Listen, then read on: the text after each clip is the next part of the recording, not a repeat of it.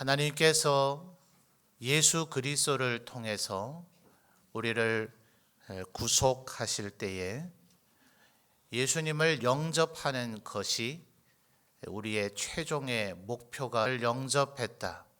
그래서 구원과 영생을 얻었다.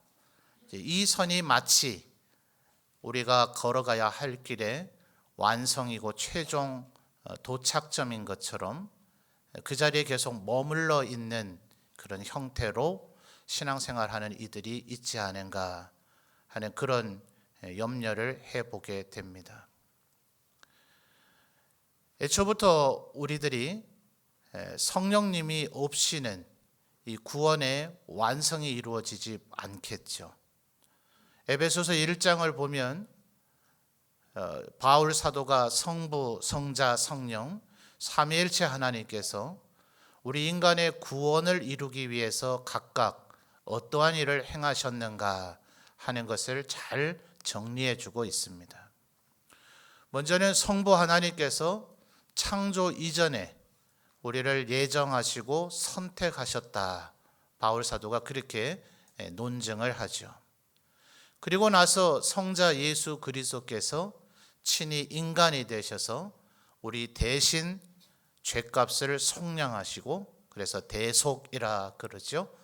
우리의 십자가 위에서 우리의 죄값을 다 지불하셨다는 거예요. 그런데 문제는 예수 믿는 우리들 말고도 이 사실을 아는 이들은 참 많이 있습니다. 몇 년 전에 멜 깁슨이라고 하는 영화 배우였던 사람이 감독이 돼서 패션 오브 크라이스트라고 하는 영화를 만든 일이 있죠. 그리스도의 순환 이렇게 번역할 수 있겠습니다만 우리나라에서도 그저 영어 제목으로 그냥 회자되고 있습니다.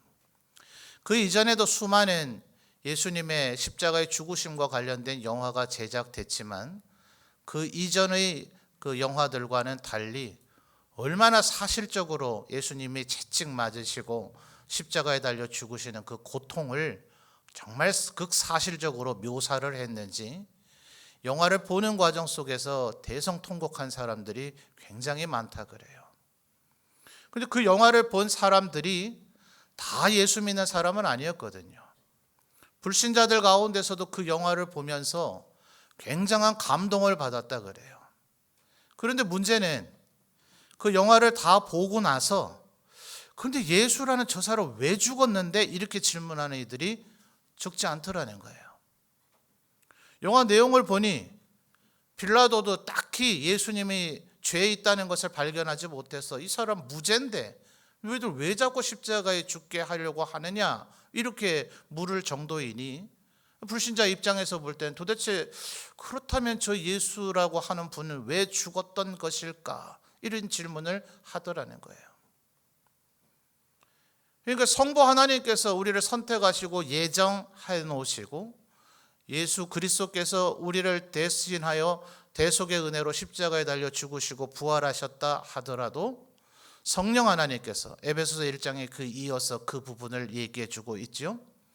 성령님이 우리를 인치시고 우리를 하나님의 기업에 보증 삼아 주지 않으시면 우리는 그 예수 그리스도의 은혜가 나의 것이 되지 못한단 말이에요.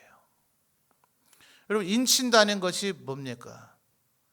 우리나라야 농업을 위주로 하면서 가축은 조금 그 농사에 필요한 것을 그저 곁들이는 정도로 부산물 정도로 이렇게 했지만 서양 사회는 축산업이 더 많이 발달되어 있는 국가들이 많죠.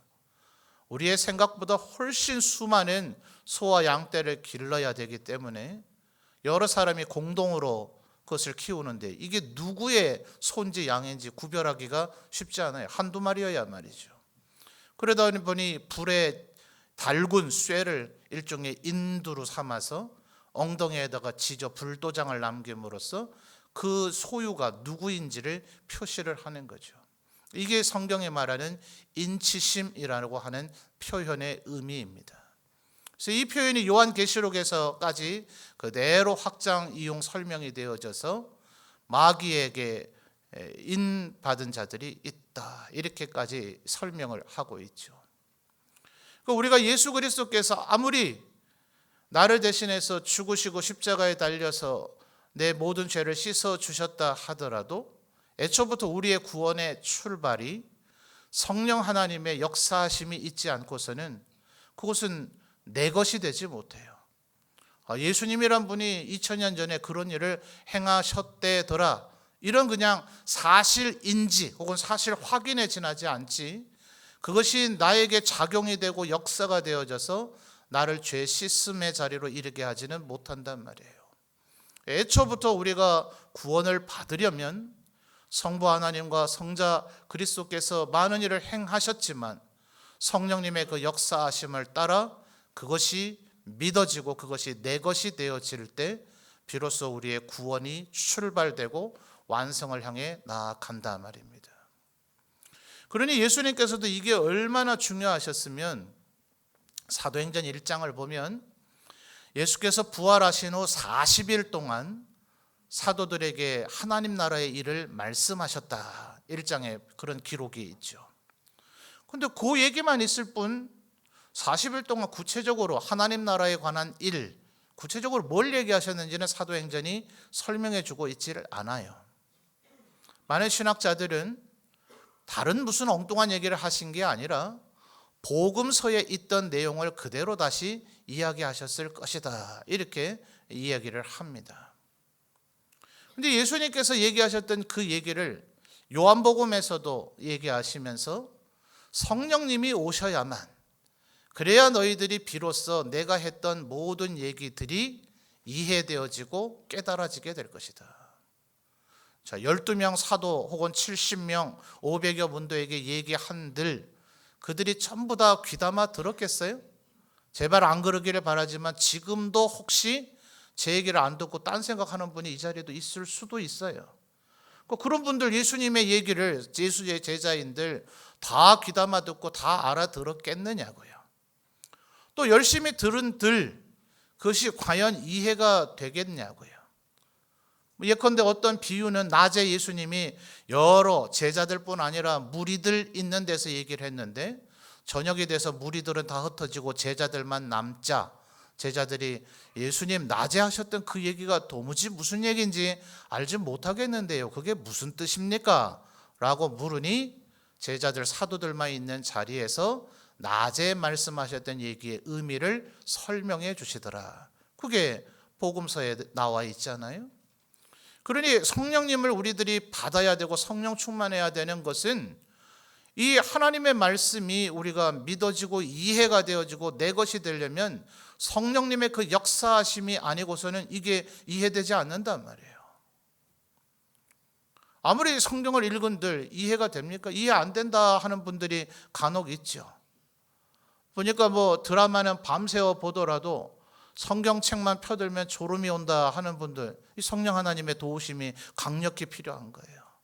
성령 하나님의 은혜가 있어야만 이 말씀이 이해가 되어지고 믿어지게 되어진다는 거예요. 성령이 임하면 너희가 내가 말한 모든 것이 생각나고 깨닫게 되어지리라. 성령님이 우리에게 임하셔야만 우리의 구원이 점점점 완성을 해가게 되는 거죠.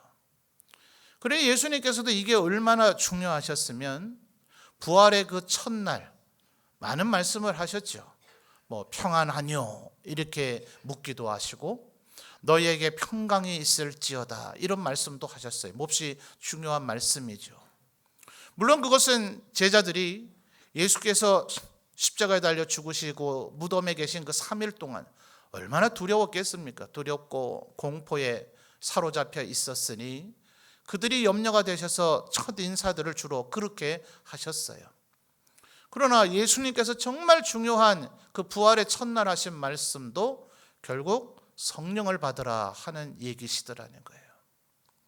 마치 그 먼 옛날 성부 하나님께서 우리의 첫 조상 아담을 만드시고 흙으로 빚어서 그에게 생기를 불어넣어 생명이 되게 하셨던 것처럼 예수 그리스도, 부활하신 예수 그리스도께서는 그 부활의 첫날 제자들에게 성령을 받으라 하시고서는 성부 하나님께서 아담에게 생기를 불어넣으시듯 그들에게 후 하고 숨을 내쉬시더라 라고 요한복음이 기록하고 있어요. 그러니까 우리에게 성령 받는 것이 얼마나 중요한가 하는 것을 성경 여러 곳에서 이야기를 하고 있는 거죠. 여러분, 우리가 예수 그리스도를 믿으면 어떻게 돼요? 예수님께서 십자가 위에서 하셨던 중요한 말씀들, 주로 신학자들이 7가지를 정리하는데요, 그 중에 다 이루었다 하시는 이 말씀이 있어요. 경제적인 용어로 테텔레스타이라고 하는 말로서 내가 모든 죄값을 속량했다는 거예요. 우리 인간들 각자가 하나님 앞에 범죄하여서 그 죄값으로 인해서 죄의 노예가 되어서 사망의 그늘 아래 놓이게 됐는데, 우리의 힘으로는 그 죄값을 지불할 능력이 없어요. 그래서 예수님께서 그 죄값을 다 지불해 주심으로써 우리를 죄에게서 해방되어지고 죽음에게서 해방이 되어지고 죄의 노예, 죽음의 노예에서 우리를 해방시키는, 우리를 자유케 하시는 그 일을 예수 그리스도의 십자가의 은혜가 이루었단 말이에요. 이것을 말하자면 우리의 죄가 예컨대 이렇습니다. 어떤 이는 마이너스 100점일 수도 있겠고, 마이너스 1000점, 마이너스 100만 점, 마이너스 1억 점일 수 있겠는데, 예수 그리스도의 십자가의 보혈이 우리를 이 모든 것을 제로 상태로 만들어 주신다고요. 모든 마이너스 점수를 다 상쇄해 주신단 말이에요. 그러나 하나님께서 우리를 겨우 빵점짜리 인생 만들고자 친히 십자가에 달려 죽으셨겠냐는 거예요. 하나님께서 우리의 첫 번째 조상 인간 아담을 만드시고 창세기 1장을 보니까 뭐라 하셨다고요? 보시기에 어땠다고요? 심히 좋았다. 이걸 굳이 점수로 말하면 몇 점쯤 될까요? 아마 100만 점, 1000만 점, 1억 점 그 이상이라 해야 될 거예요. 하나님 우리에게 보길 원하시는 건 그런 것이지 겨우 빵점 아니란 말이죠. 마이너스 점수에서 그 모든 마이너스 감점된 요소를 다 제거해버리고 이제 빵점 제로 상태, 좋다 아니란 말이죠. 하나님은 우리가 100만, 1000만, 억 점을 넘어서는 보시기에 심히 좋았던 바로 그 상태가 되기를 원하신다 하는 거예요. 그러니까 예수님으로 인해서 내 모든 죄사함을 받았다, 이걸로 끝나면 되지를 않고 우리가 오늘 본문의 말씀 뭐예요? 성령의 열매 맺는 자리로 나아가야 된다 하는 것입니다.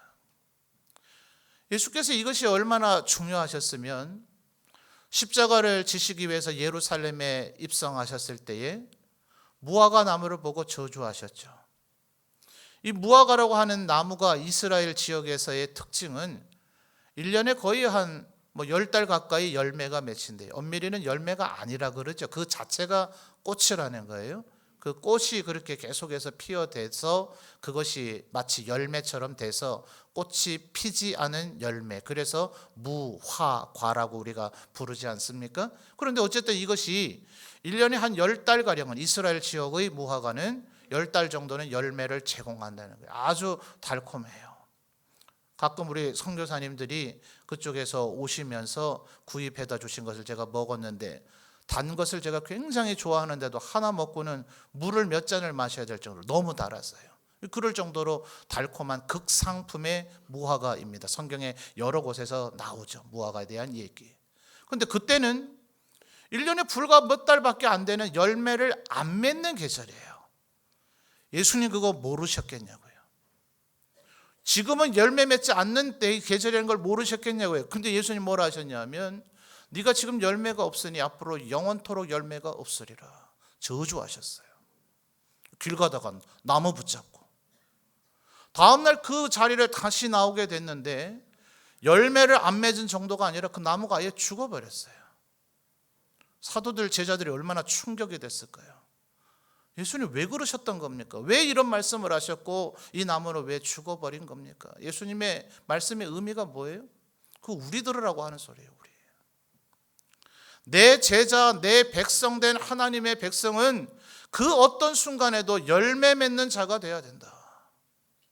어쩌다 한번 열매 맺는 그런 존재가 아니라 끊임없이 하나님 앞에서 열매 맺는 존재가 되는 것, 그것이 바로 내가 너희에게 원하는 것이다 라는 것을 보여주시기 위해서 그 말씀을, 그 사건을 행하셨다는 말이에요. 요한복음 15장도 마찬가지죠. 내 아버지는 농부요, 나는 뭐예요? 예수님은 포도나무요, 너희는 뭐라고요? 가지니. 아마 우리나라의 포도원도 비슷할 거예요. 포도나무든 무슨 나무든 간에 이 열매를 취할 나무의 가지가 너무 위로 쭉쭉 뻗어 올라가면 열매가 달려 있으나 인간이 그 열매를 수확하기가 어렵죠. 그러니까 포도나무 같은 것은 나무가 잘 좀 휘어지니 인간이 열매를 충분히 딸 수 있을 정도로 가지를 위로 뻗어 오르지 못하게 하고 옆으로 이렇게 뻗어 가도록 만들잖아요. 그러다 보니 거기에 포도송이가 달려 있으면 이스라엘은 이 건조한 기후라서 땅이 메마를 때가 많은데, 그러다가 폭우가 쏟아지니까 메마른 땅에 땅바닥에 쏟아지는 소나기 같은 그 폭우가 진흙 성분을 튀어오르게 만드는 거예요. 그래서 포도송이나 밑에 있는 이 나무 가지들이 완전 진흙으로 일종의 코팅이 되어지는 상태가 돼버리는 겁니다. 가지가 뻗어나지 못하고 꽃이 피지 못하고 열매 맺지 못하는 그런 상태가 되어져 버리는 거예요. 그래서 농부는 어떻게 할까요? 그 나무를 정결하게 하느니라. 그 나무가 정결하게 되지 않으면 그 가지는 열매 맺지를 않으니 열매 맺지 않은 나무는 잘라내서 땔감으로 써버린다는 거예요. 우리가 열매 맺게 되는 방법은 무엇인가? 하나님께서 우리를 깨끗하게 해주기도 하지만 내가 너희 안에 너희가 내 안에 있으면 그 사람은 열매를 많이 맺을 것이다. 성경은 여러 곳에서 우리에게 열매 맺으라고 얘기하고 있어요. 마태복음 5장에서 7장까지도 각각 그 열매를 봐서 그 나무가 어떤 나무인가를 알게 될 것이다. 우리는 흔히 이렇게 생각한단 말이에요. 우리 교회 직분이나 그 사람이 하고 있는 일을 보면 그 사람이 믿음이 좋을 것이다. 목사세요? 굉장히 믿음이 좋을 거라고 생각한단 말이에요. 성경 어디도 그런 얘기 없단 말이죠. 그가 목사인데도 불구하고 만약 사랑하지 않고 있다면 그는 믿음이 안 좋은 정도가 아니라 믿음 없는 자일 수 있다. 목사인데도 불구하고 화평을 이루어내는 일을 늘 힘쓰지 않으면, 오래 참지 않으면, 충성하지 않으면, 절제하지 않으면 그 사람은 믿음 없는 사람일 수 있고 더 나아가서 하나님의 백성이 아닐 수 있다고 얘기하고 있다는 거예요. 절대로 우리의 직분이 주일 예배를 잘 참석하고 있음이, 교회 안에서 어떤 사역을 행하고 있음이 우리의 믿음의 상태와 구원받은 상태를 증거하는 증거 표시가 되는 것이 아니라고 얘기하고 있다는 것을 기억하셔야 돼요. 주님은 다시 오시는 그날 우리에게서 뭘 보려고 할 것이냐? 너 교회에서 무슨 직분으로 임명받았냐? 교회 사역 증명서 떼갈 겁니까? 올해의 사역을 이렇게 잘했습니다 하는 그런 무슨 제가 표창장이라도 증명서라도 발급해 드려야 되나요? 주님은 그런 걸 원치 않으시고 너 어떤 열매를 맺었는가 보자라고 하실 것인데, 그 열매가 지금 22절 23절에 열거가 되어 있다 말입니다. 자, 본문을 한번 좀 상세히 살펴보십시다. 여러분이 다시 한번 읽어봐 주세요. 시작.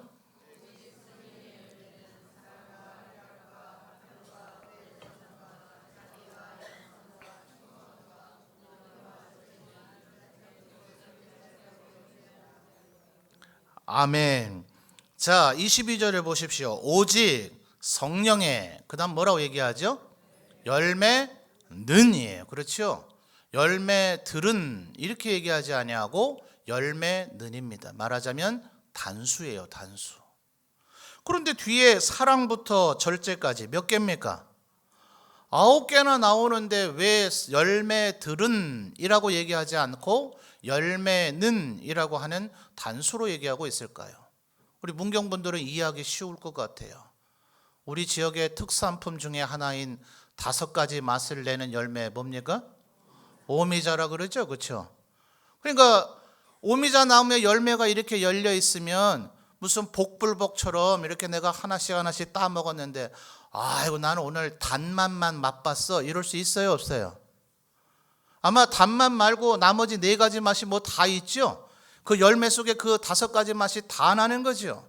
그러니까 말하자면 성령의 열매는 마치 뭐와 같은 겁니까? 일종의 구미자죠. 구미자. 9가지 맛이 나는 열매란 말입니다. 그러니까 우리들이 나는 사랑 잘해, 나는 성령의 열매 맺었어 이럴 수 없어요. 과거에 우리나라에 곡물류 같은 것을 담는 되나 말 있죠. 아마 되는 작으니까 그렇게 안 만들 거고요. 제가 본 바로는 말통을 그렇게 만들더라고요. 나무 조각들을 이렇게 쭉 대서 바깥에 쇠로 둘러서 꽉 조여놔가지고 이 나무들이 분리가 되지 않도록 만들죠. 그렇게 해서 원형의 말통을 만들어서 그것으로 곡물을 재고 이렇게 했던 것으로 제가 어릴 때 본 기억이 납니다. 근데 만약 말이에요, 똑같은 나무 높이로 아주 잘 말통을 만들었습니다만 이 나무 토막들의 길이가 만약 제각각 다르다면 이 안에 담을 곡물류든 음료든 물이든 액체든 고체든 무엇이든 간에 어디까지밖에 못 담습니까? 가장 짧은 나무 토막만큼밖에 담지를 못하죠. 그러니까 사랑이 예를 들어 아무리 많아도, 희락이 아무리 많아도, 자비가 아무리 만약 많아도 예컨대 충성이 1cm밖에 되지 않는다면 그 안에 담을 열매 양은 몇 cm밖에 못 돼요? 1cm밖에 못 돼요. 만약 충성이라는 게 0cm라면, 없다면, 그러면 아무리 거기다 담아봐야 그 자리로 다 새나가고 아무것도 남지 않게 되는 겁니다. 오직 성령의 열매는 이 9가지를 다 잘 골고루 열매를 맺어야 비로소 성령의 열매를 맺었다라고 인정을 받게 된단 말이에요. 그리고 우리 세상은 그렇지 않죠. 우리나라에서 요즘 이런 얘기들을 가끔 해요. 왜 연예인들에게 도덕 군자, 성인 군자를 원하느냐. 그죠? 일견 일리가 있어요. 아니, 노래 잘하는 애가 노래만 잘하면 되지. 걔가 왜 욕을 안 하고 성품이 좋고 사람들과 대인관계가 원만하고 예의 바르길 왜 그러길 바라는가? 가수는 노래 잘하면 되는 거고, 영화 배우는 연기 잘하면 되는 거고, 개그맨은 잘 웃기면 되는 거고. 맞아요. 이 세상의 논리로는 맞습니다. 근데 하나님 앞에 우리가 서게 됐을 때는 얘기가 달라진단 말이에요.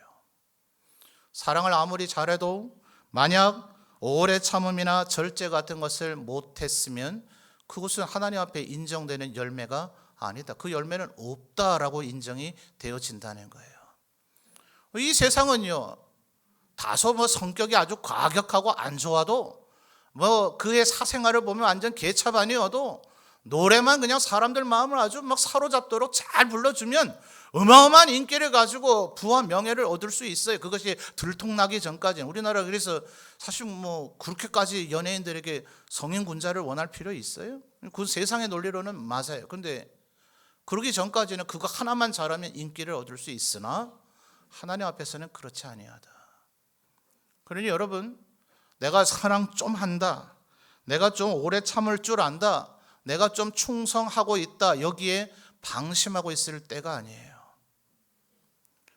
예수 그리스도께서 나를 지금 구속하셔서 나에게 믿음을 주셔서 나에게 은혜를 베풀어 주셔서 내가 죄 씻음을 받았다. 다시 한번 말씀드리지만 하나님은 겨우 그 꼴 보려고 우리 대신 죽으신 게 아니라는 거예요. 주님 말씀하시기를 내가 거룩하니 너희도 뭐 하라고요? 거룩하라.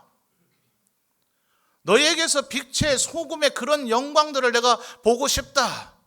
창조했을 때 원래 모습대로 보기에 참 좋았던 그 모습을 보고 싶다라고 주님 우리에게 얘기하고 계신단 말입니다. 그래서 로마서 8장을 일명 성령장이라고 얘기를 하는데, 생명의 성령의 법이 죄와 사망의 법에서 나를 구속했다라고 바울 사도가 설명하고 있어요. 그저 우리가 예수 그리스도를 믿은 것만으로 끝나는 것이 아니라 이것은 구원의 9가지의 서정에서도 설명이 됩니다. 주님이 우리를 부르셨습니다. 소명, 거듭나게 하셨습니다. 중생, 우리에게 믿음을 주셨습니다. 신앙, 우리를 의롭다고 말씀해 주십니다. 칭의, 우리에게 양자를 삼아 주십니다. 수양, 이런 등등의 6가지가 다 이루어진다 하더라도 그 뒤에 우리는 성령 하나님의 은혜와 기름 부으심을 힘입어 성화를 이루어 가야 돼요. 비록 죽을 때까지 우리는 이 성화를 이뤄내지 못해서 하나님의 우리를 이끌어 가시는 견인이 필요하고, 마지막 우리의 생애가 마감하고 예수 그리스도가 재림하시는 그날 비로소 영광스럽게 되어지는 영화를 우리가 이루어야 되겠지만, 안 되는 줄 알면서도, 때로는 실패하면서도, 때로는 다시 원점 제자리로 되돌아온 것 같다 할지라도 우리는 끊임없이 열매 맺고자 하는 이 성화를 이루어 가야 된단 말이에요. 그런데 현대 그리스도인들을 향한 여러 신학자들의 논평이 뭐냐? 성화의 부진. 성화가 너무 지지부진하다.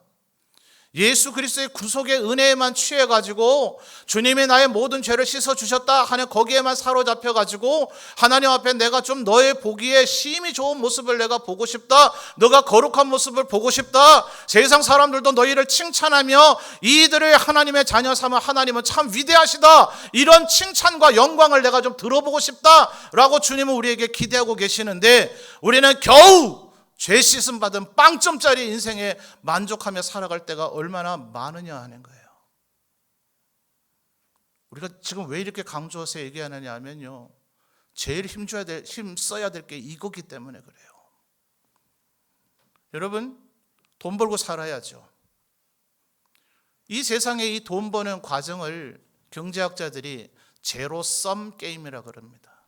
제로, 빵이 된다는, 0이 된다는 거예요. 전부 다 합치면 썸, 게임이라는 일종의 게임과 같다는 거예요. 제로섬 게임. 내가 많은 걸 얻으면 누군가는 잃게 된다는 거예요. 그래서 내가 100을 얻었으면 누군가는 100을 잃어서 둘을 합치면 어떻게 돼요? 나는 100, 그 사람은 마이너스 100. 합치면 뭐예요? 제로. 이게 이 세상을 지배하고 있는 원리다. 그 얘기는 뭐예요?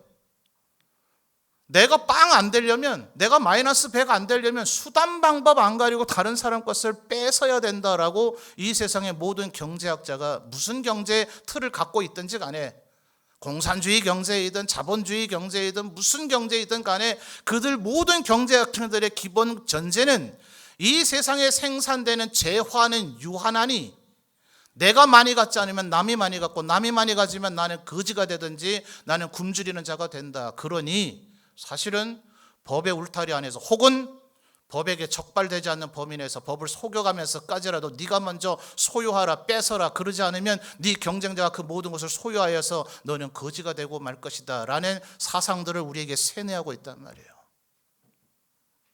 성경은 우리에게 뭐라고 얘기하고 있는가? 하나님의 권능의 그 하나님의 나라는 난 제로섬 게임이다. 지금 얘기한 그 제로섬 게임의 앞에 난, NON을 붙이는 거예요. 아니라는 거예요. 왜냐하면 하나님에게는 모든 것이 무한히 있으시니까. 누군가 부자가 되면 누군가 가난해지는 이 세상의 그런 경제들이 아니라 하나님의 권능이 이 땅에 임하면 누구도 모두 다가 감당치 못할 은혜와 풍요로움, 푸른 초장 쉴만한 물가로 인도하시는 하나님의 권능이 이 땅에 임한단 말이에요. 내가 순진무구하게 하나님의 말씀대로 살면 누군가가 많은 것을 소유하니 어느 사이인가 나는 가난하고 거지가 되겠지. 하나님을 안 믿는 자란 말이에요. 하나님을 믿고 정직하고 의롭게 하나님이 행하라 하는 방법대로 하면 하나님께서 의인의 자손이 구걸하는 꼴을 보지 못했다. 내가 절대로 너희를 그냥 두지 아니하리라. 주님의 약속을 믿습니까? 주님의 약속을 믿습니까? 우리가 힘써야 되는 것은 수단 방법 가리지 않고 내가 부자가 되겠다는 것을 힘써야 되는 게 아니라 주님이 나를 지켜주실 것이다 라는 것을 믿는 오래 참음이 우리에게서 열매로 드러나야 된단 말이에요. 어떤 이는 말하기를 괴물과 싸우는 과정 속에서 너가 괴물이 되지 말아야 된다. 세상에 악이 창궐해 있지 않아요? 너무나 곳곳에 악이 많지 않습니까? 그 악인을 제지하려니까 말을 안 들어요.